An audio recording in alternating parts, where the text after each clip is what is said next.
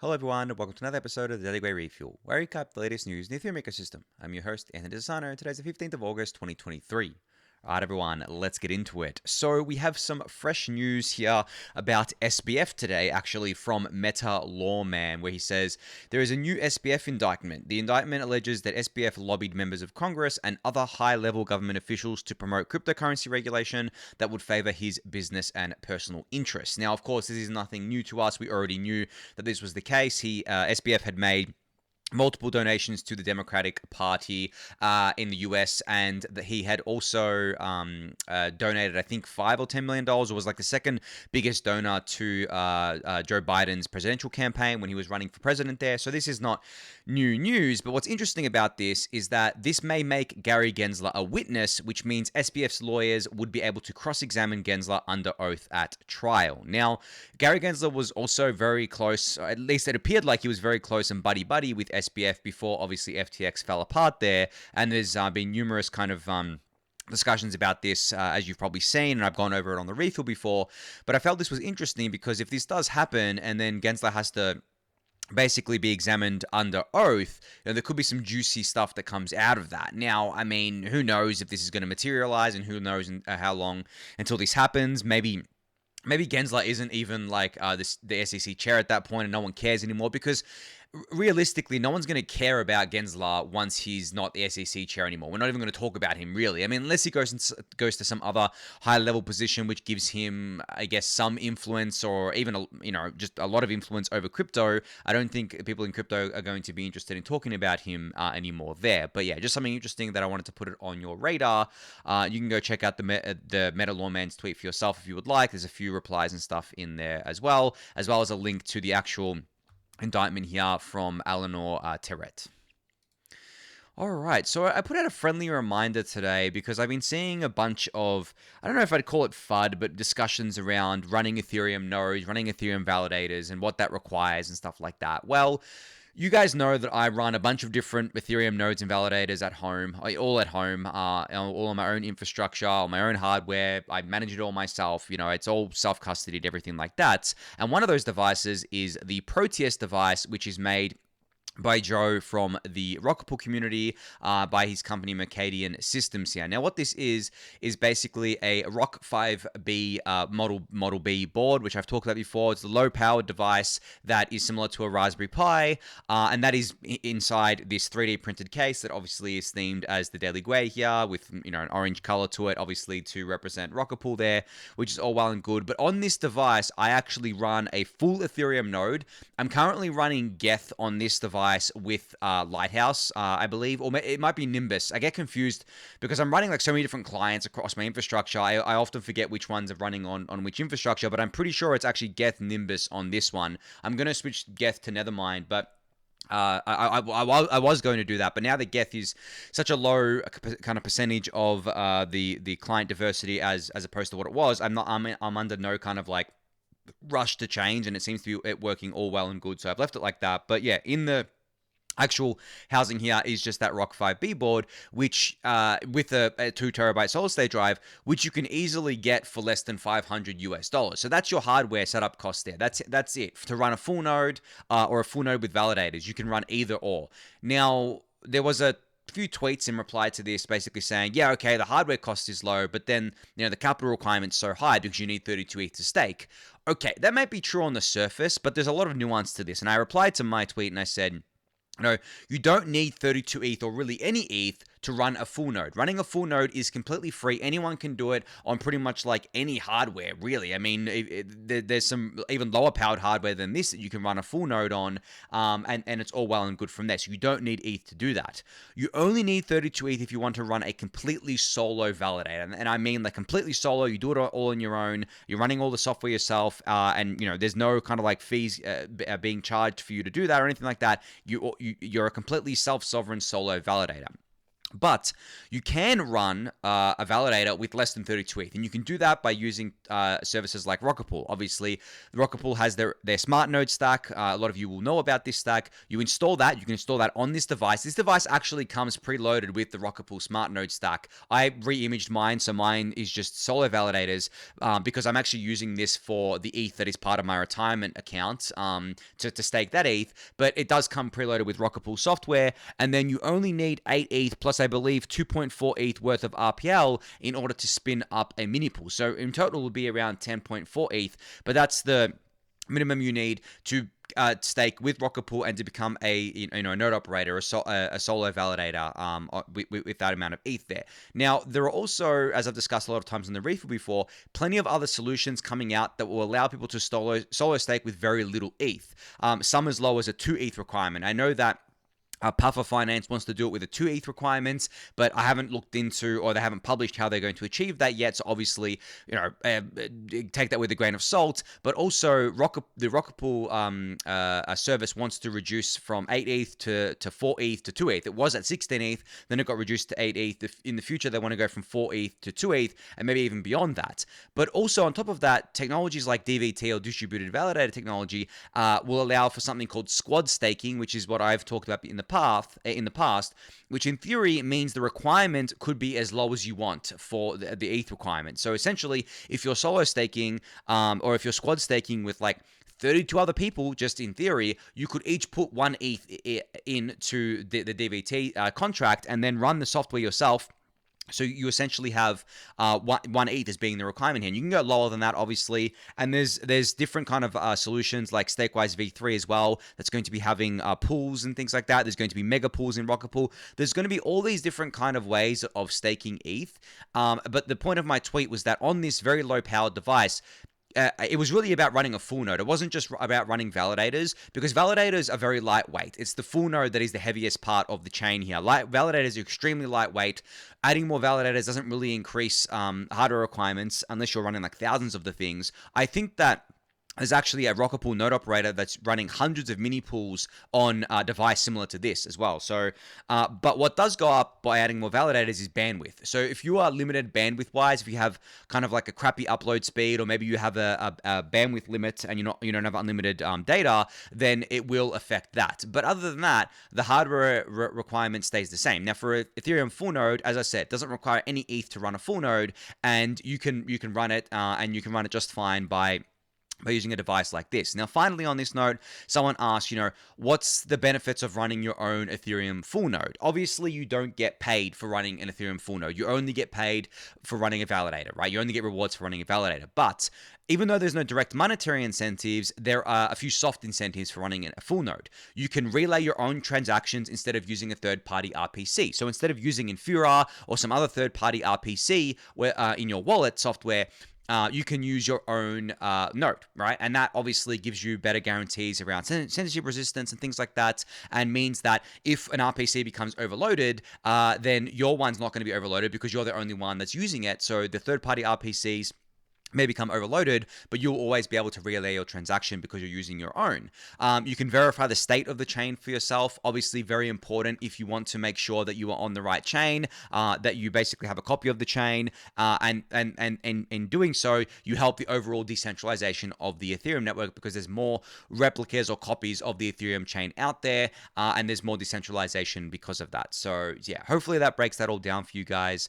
But yeah, that's my little one of my little boxes that I stake from home with. And yeah, as I said, you do not need a high powered device to stake, and you don't need 32 ETH right now. I strictly need 32 ETH, and in the future that ETH requirement will come down even more. All right, Victor Bunin from Coinbase today tweeted out that he's happy to share that Coinbase has launched standwithcrypto.org. So you can go to the website, sign up, and get involved. And he says this will be one of the most impactful things you'll do all week, and it only takes 30 seconds. So essentially what this is it's a way for you to basically be a crypto advocate, basically stand with crypto against kind of like unjust regulations or unjust legislation and laws, particularly in the US. And you can do that in a few different ways. You can join the Stand with Crypto movement. I believe this just let you mint an NFT here. You can contact your representative. So I believe this is just limited to the US right now. Maybe they'll open that up to other jurisdictions later. And then you can mint the NFT, the Stand With Crypto Supporter NFT here, and then you can share it on Twitter as well. So it's just a website for keeping track of people that are kind of getting involved with this and people that are essentially standing with crypto. And they've also, and at the bottom here, got a bunch of crypto policy stances for different politicians. You can actually go and see them all by state here. So if you click into a state like California, for example, this will take you to a page. Hopefully it loads here. This will take you to a page with all of the representatives and what their stance on crypto is. So you can see here the positives are at the top. So some are very positive on it, some are a little bit positive on it, some are neutral on it, and you can scroll down and see what their sentiment is on it. Now, obviously, there are a bunch of politicians that do not have a kind of like stance on crypto, and they're also listed here. This is obviously just for the US, but this is incredibly powerful. I think this is a really great way of making sure that people are very informed about the politicians that they vote for when it comes to voting for things that have got to do with crypto. And on the front page here, you can actually see the people that have been the most visible in crypto policy in the US and what they kind of like stand for and what they are kind of against here. And the funny thing about this is that typically we've seen that Democrats generally have been against crypto, but that's more narrative than truth, because as you can see from this page, there are two Democrats on the left-hand side on the very supportive side. There's Josh Gottheimer here, who is a Democrat in New Jersey, and there's Richie Torres, who's a Democrat in New York, that are very, very supportive of crypto, and there is a Republican, David here from Arizona, who's also very supportive. But then on the right-hand side, the people who are strongly against, obviously, are the ones that we've heard of before, like Elizabeth Warren, Brad Sherman, who are both Democrats. But then you have Michael McCall, who is a Republican, who is also seemingly against crypto as well. So it really doesn't seem like it's any kind of one particular party. It really does seem like a mix here. It's just that the loudest ones, like Elizabeth Warren and Brad Sherman and Gary Gensler, right, the loudest Democrats seem to be getting the most airtime. But Richie Torres is a Democrat. He's in New York, and he's been very, very pro-crypto, right? And there are a bunch of these politicians on either side that are pro-crypto. And on this website, you'll be able to view basically all of their stances. So yeah, kudos to Coinbase for launching this. This is going to be great. If you're in the US, this is definitely something that you want to be informed on. So go check this out. I'll link it in the YouTube description below. All right, some exciting news out of Loopring today. So they now have a new developer portal that's live at docs.loopring.io. They said here, we've put a lot of work into updating all of our docs plus guides, making it even easier to build on or integrate Loopring products. So if you're a dev, this is now your new front page to access everything you need. So as I said, you can go to docs.loopring.io and you can go and explore all the documentation for yourself. Now, of course, this is something out there for developers only. It's not really for something that the end user needs to worry about or read. But the documentation is quite extensive here, and you can find that all, as I said, at docs.loopring.io. All right, so speaking of layer 2s, Immutable has announced today that the Immutable zkEVM testnet is now live. You can go to hub.immutable.com to start building and check out the testnet yourself. Now, for those of you who don't know, I need a refresher here. The Immutable zkEVM is powered by Polygon's zk technology. There is also Immutable X, which has been live for a while, that is powered by Starkware. And this is kind of what the Immutable ecosystem looks like. You have all of the Immutable apps at the top here, such as their Passport app, their NFT trading app, their gaming SDKs, and then underneath that you have both of their solutions here, the Immutable X solution and Immutable zkEVM, and that all ultimately settles down to Ethereum as that settlement layer there. So as I said, today marks the testnet launch of the Polygon Immutable zkEVM here, and you can go check all of that out for yourself. You can see here there is kind of like a login using Passport button here. You can create your passport. I'm not going to do that on the refuel right now, just because it's kind of cumbersome to do it live there. But they've also got a Twitter thread explaining what this means. You know, what the zkEVM testnet will offer. Here is the list of things it will offer. Of course, it will offer EVM compatibility, immutable product compatibility, native L2 faucet for test IMX, deposit and withdrawal bridges, block explorer, and immutable relayer, which is coming soon. So obviously all the things that you usually expect from one of these layer 2 launches these days, but great to see another layer 2 live out there in the wild. Obviously just on testnet for today, but I'm sure mainnet isn't too far away.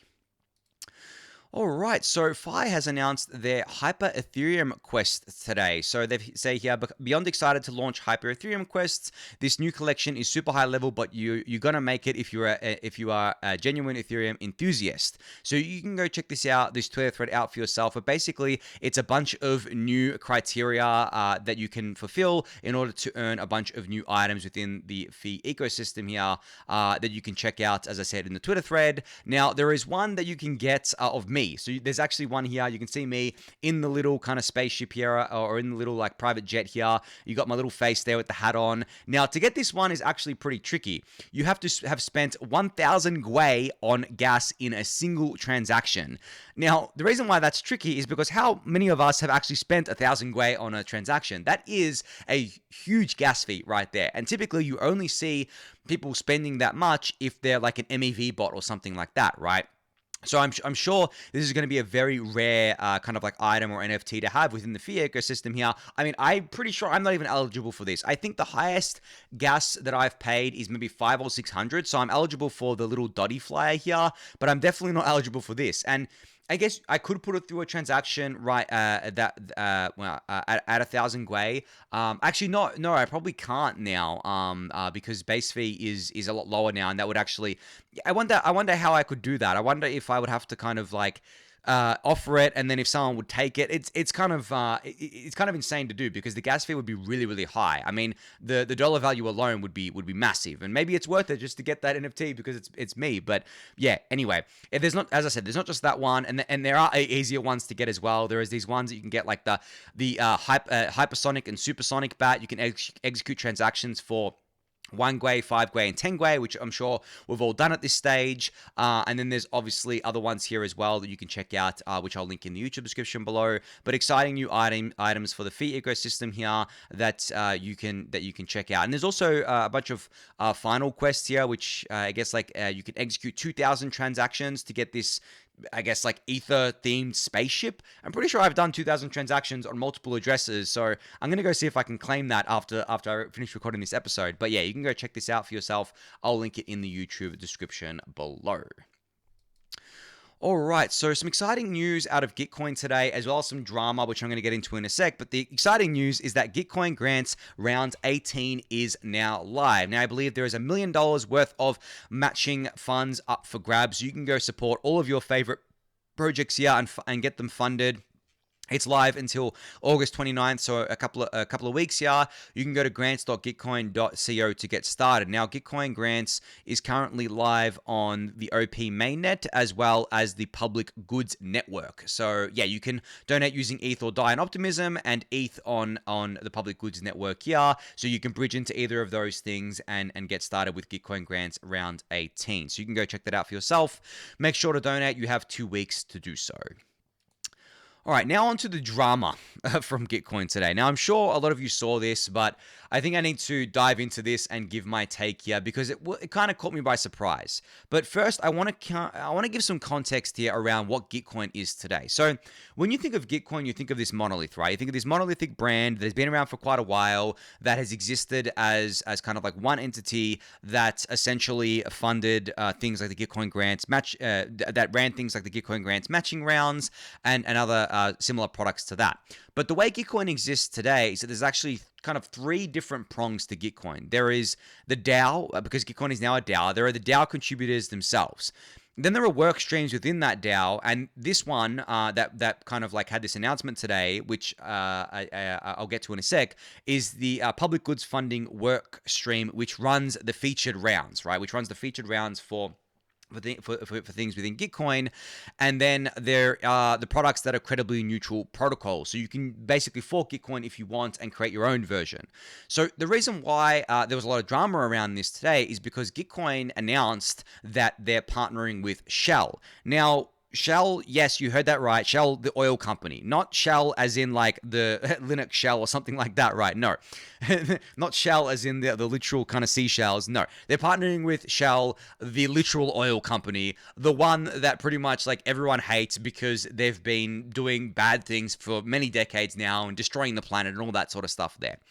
The reason why this is, I guess, controversial, I mean, there's 2 major reasons. One, it's just a very weird move for Gitcoin to make, because Gitcoin is all about, regenerative stuff, like regenerative finance, public goods funding, making it so that we can coordinate around things that aren't just like profit maximalist endeavors, those sorts of things, right? That's what Gitcoin kind of stands for. And by extension, that's what Ethereum stands for. So that's the I guess like the number one reason why people thought this was very controversial. But the second reason is also just bad optics, right? Because of the first reason, it's just very bad optics for Gitcoin to be partnering, or to be, I guess, accepting money from Shell, because the partnership is actually Shell, I believe, giving them money here for a kind of like feature round. So yeah, the optics are terrible. Now, I put a tweet about this today where I said, as a longtime fan and user of Gitcoin, I have to say that I'm extremely disappointed in their decision to partner with Shell. This partnership goes against Ethereum's values, ethos, and principles. To use a crude analogy, this would be like the US partnering with North Korea. So what I mean by this is that Ethereum is a permissionless system, right? Like, anyone can do anything they want on Ethereum. They can build whatever they want on Ethereum. It's incredibly neutral, censorship resistant, and that is a feature, not a bug. And I've talked about this at length before, and about how I think it is Ethereum's most bullish property. But that does not mean that we can't criticize what is built on Ethereum. It doesn't automatically make everything that's built on Ethereum good, right? There are plenty of things that get built on Ethereum that are not good. Like, think of all the scams and rug pulls, for example, right? We're not going to say that it's good that they can be built on this, that it's a good thing just because it's built on a permissionless system. No, it's still, it's obviously a subjective thing, but I think generally we can all agree that scams and rugs are bad, right? They're not a good thing, but they're still enabled by this permissionless technology. And at the end of the day, I understand that, and I understand that comes with the territory of having a decentralized permissionless technology. But when it comes to something like Gitcoin, where they're basically partnering with the devil, their devil, essentially, right? And the way I view it, it looks really, really bad, and it goes against the Ethereum community's values and their ethos and their principles. It goes against our principles of kind of ushering in a new and better and more sustainable world, because that's what we're trying to do, especially because Ethereum went from proof of work to proof of stake, right? For that more sustainability there, to get off the energy-intensive proof of work, all those kind of arguments you've heard a million times before. That's why a lot of the controversy kind of happened here. Now, as I said, Gitcoin is not just one monolith anymore, it's many parts. Obviously, I'm sure most people in the Gitcoin ecosystem and community do not agree with this decision, but the, I guess, entity that did this partnership, they, I guess, obviously thought it was a net positive for Gitcoin, thought it was something that they should be doing. And I really don't agree with that.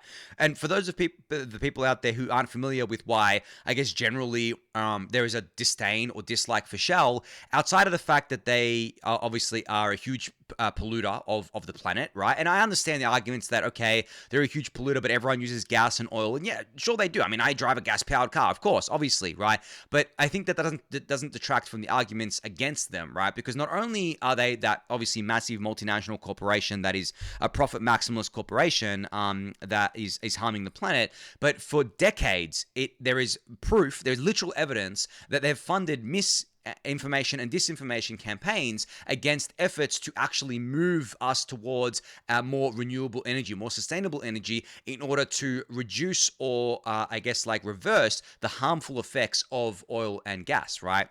So when you look at it like that, it goes against everything Ethereum stands for, at least from my view. And it goes pretty much against everything Gitcoin has traditionally stood for as well, because Gitcoin is definitely an extension of Ethereum's values. So yeah, that's why this partnership has been generally controversial here. Now, as related thing to this, and this is a tweet that I put out today that was inspired by this controversy, was one around DAOs. Now, as I said, Gitcoin is a DAO right now, and DAOs are very messy. They're not great generally, right? And they're not great for one overarching reason that I believe, one main reason. And I put out a tweet where I said, unpopular opinion, but I don't think this is an unpopular opinion, but I just kind of put a question mark after it. I said, pretty much all DAOs should just be run as on-chain companies rather than trying to run as hyper-decentralized communities. Leadership and coordination is key in any endeavor that involves groups of humans. We should not shun DAOs for embracing this. Now, of course, I'm just using the term DAO here to refer to the thing that everyone calls DAOs, but really, a DAO is a very specific thing, right? It's a decentralized autonomous organization. there are very few actual DAOs in the crypto ecosystem. And you have to kind of stretch the definition of it to make it fit. But like Bitcoin and Ethereum, for example, as a networks could be considered DAOs, right? But generally, a lot of the things on top of Ethereum at the app layer that call themselves DAOs, they're more like DAOs, digital organizations. They're not autonomous, right? They're not decentralized. They're digital organizations. They're just organizations that are on chain, that are fully digital. They have stakeholders, right? They have voters with the governance tokens and all that sorts of stuff there. But the problem becomes, and this is the core problem of DAOs or of DAOs or whatever you want to call them, is that they often have leadership and coordination voids where essentially no one wants to fill that void for one reason or another. Maybe the team doesn't want to do it because it's regulatory, or maybe they want to try and decentralize as fast as possible because they believe that's good for the project, or whatever other reason. And what ends up happening, the leadership voids get filled by people have no business being in a leadership position, which leads to an ineffective DAO. It leads to an inefficient DAO. It leads to DAOs treasuries being raided as well, because obviously there's money on the line here, and it leads to just an overall bad product or service that the DAO is actually responsible for. So that's why I said that we should embrace leadership and coordination. Doesn't matter if it's at the app layer or the protocol layer, because that does not imply centralization. It just implies order, because you can't just have everything be chaotic. You can't just have everything be in disorder. And Ethereum has actually gone through this itself. The Ethereum protocol for quite a while, actually, until probably 2019, I would say, was mostly in disarray in terms of its roadmap. It didn't really have a very well-defined roadmap that was being well executed on. It was more ad hoc. There wasn't really any kind of like leadership or coordination. There was a bit of leadership from Vitalik, but he obviously wanted to step back for a variety of reasons. And it wasn't until, I guess, Danny Ryan and Tim Biko stepped up that the leadership and the coordination of the Ethereum core devs and researchers and the Ethereum roadmap generally got much better. Now, does this mean Ethereum is centralized? No, it's not, right? Ethereum is definitely not centralized around Danny Ryan and Tim Biko. Most people don't even know who those two guys are and what they actually do, right? But it makes it so that we can actually execute on the Ethereum roadmap, and we can actually have coordination around this, which makes the Ethereum protocol a lot better off, obviously, in both the short term and long term. But it still doesn't mean that Danny and Tim could push through upgrades to Ethereum unilaterally. No, they have to go through the normal governance process just like anyone else. And though they are typically not the ones who will be submitting EIPs themselves, right? Maybe they'll submit it on behalf of someone else, or maybe they'll be editing EIPs or kind of coordinating around them, but they will not be kind of like the center point of the governance process. They are really just the coordinators, and, in kind of like in relation to that, the leaders as well of the Ethereum kind of roadmap and executing on the roadmap. And I think that that's the best way to do it. I think that's the most efficient way to do it. I think it's the most effective way to do it. And I think that DAOs should embrace that and should look more like that, and should just be run as on-chain companies rather than these hyper decentralized communities that don't get anything done. They just get stuck. And I guess like that's just my general take on DAOs there. And it definitely applies to Gitcoin, because I think that within Gitcoin, since they tried to decentralize, since they became a DAO, there's been a lot of disarray. There's been a bunch of controversies. There's been a lot of, I guess, like lack of focus. And it's sad to see, because, as I said, I've been a big fan of Gitcoin for a very long time now. I mean, I donated in pretty much every round as early as the first round, right? I've been a recipient of donations as part of the Gitcoin grants matching rounds, and I've aligned myself pretty closely with Gitcoin's values. But if they continue down this path of just disarray and embracing things like Shell and partnering with companies like that, I can't in good conscience support that, right? Because it's not something that I want to see embraced, and I want to see kind of like pushed forward in this ecosystem. But yeah, anyway, I think on that note, that's going to be it for today. So thank everyone for listening and watching. Be sure to subscribe to the channel if you haven't yet. Give it a thumbs up, subscribe to the newsletter, join the Discord channel, and I'll catch you all tomorrow. Thanks everyone.